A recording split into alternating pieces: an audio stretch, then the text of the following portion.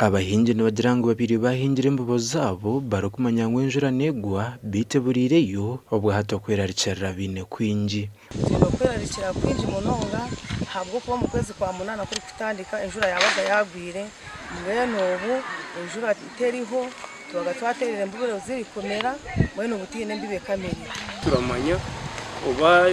ikibiriho nenshi kuko ibintu byona biri koma imigambo yona yari kubaho imitumba nayo kugira n'ibitungwa bikufa mwene mubije twetitu kucenga emyezi eshatu ehingwire kurwo mu kwa katanu enjura tekagwire omuri kigezi particularly omuri Mpungu parish Rubanda district ahinyowe komuhingi ubinjire mu ndi kandi enjura etakagwiremo nyino kwerarikirira habo kuba enjara neza kutwita abantu abingi abo kugira ngo ebyo mpangwa bikashisha enjura tiyashwa kugwa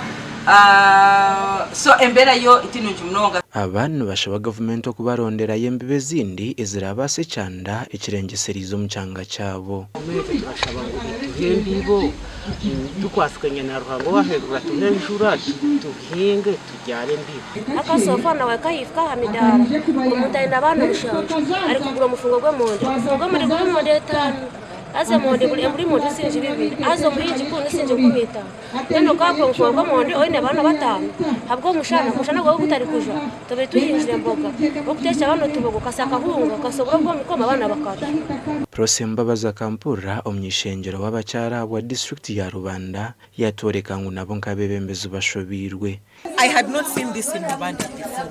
But as a woman member of parliament, I continue to educate my women that we have to get another way of doing farming. And that's what government is emphasizing. And the only thing we need to continue empowering them is educating them. If we have such a season of drought, how do we now manage and work through it so that it doesn't leave us in poverty? Icyanga cya Kigezi kimazire myezi na kitakarebera enjura yona kandi abaturana bagira ngo gunugo murundo rwo kubanze kiciro kubaho mu cyanga cyabo. Gasha kwa Job namanya